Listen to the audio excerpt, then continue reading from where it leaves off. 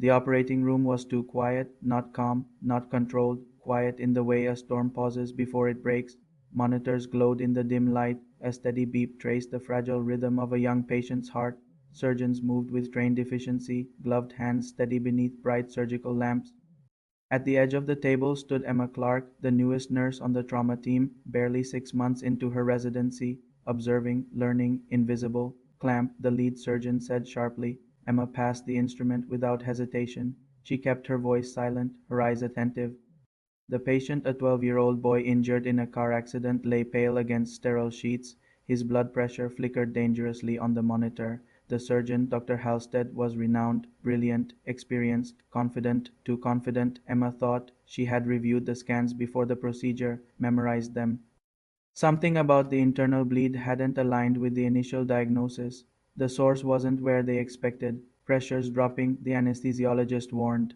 A faint tremor ran through Emma's chest. She watched Dr. Halstead clamp an artery near the spleen. It should have stabilized the numbers. It didn't. The monitor beeped faster. Inside her mind, calculations raced. The scan had shown a shadow slightly higher near the hepatic artery, a rare complication, easy to miss. Her throat tightened. Who was she to interrupt a surgeon with 20 years of experience? But who was she if she didn't? Retractor, Dr. Halstead ordered, voice calm but edged. Emma handed it over. Her heart pounded louder than the machine's. She imagined speaking up and being dismissed, or worse, being wrong. The anesthesiologist spoke again. "We're losing him." The words sliced through hesitation. Emma swallowed. "Doctor," she said softly. No response. "Doctor, I think the bleed might be superior to the clamp."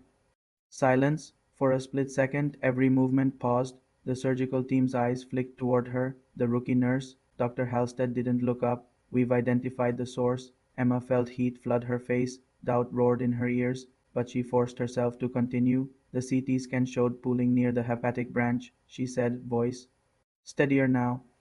"If the clamp isn't holding, it may be higher." The room tightened. Challenging a lead surgeon mid-operation wasn't just bold, it bordered on insubordination. Dr. Halstead finally looked at her. His gaze was sharp, assessing, not angry yet. "Are you certain?" he asked quietly. Emma's palms were damp inside her gloves.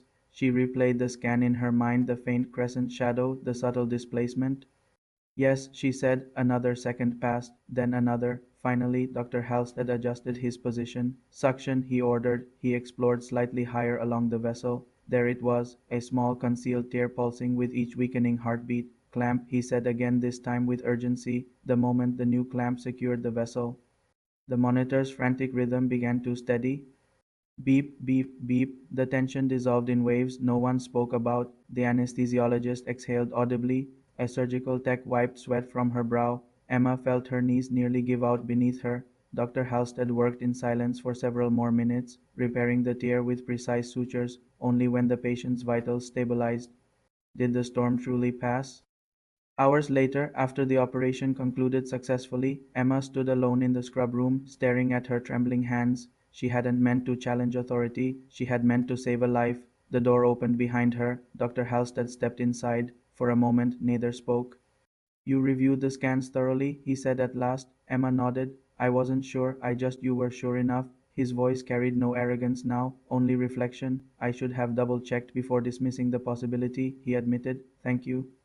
The words were simple, but to Emma they felt monumental. She realized something in that moment. Courage doesn't always look like heroics. Sometimes it looks like a quiet voice in a loud room. That day she didn't just correct a surgeon, she trusted her training over her fear.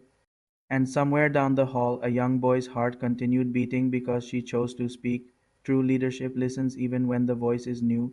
Wisdom isn't measured by years alone, but by humility in the moment that matters. In the sterile glow of that operating room, respect was recalibrated not through conflict but through courage. If this story moved you, share your thoughts below and subscribe to Cinematic Whispers for more powerful stories about quiet bravery that changes lives.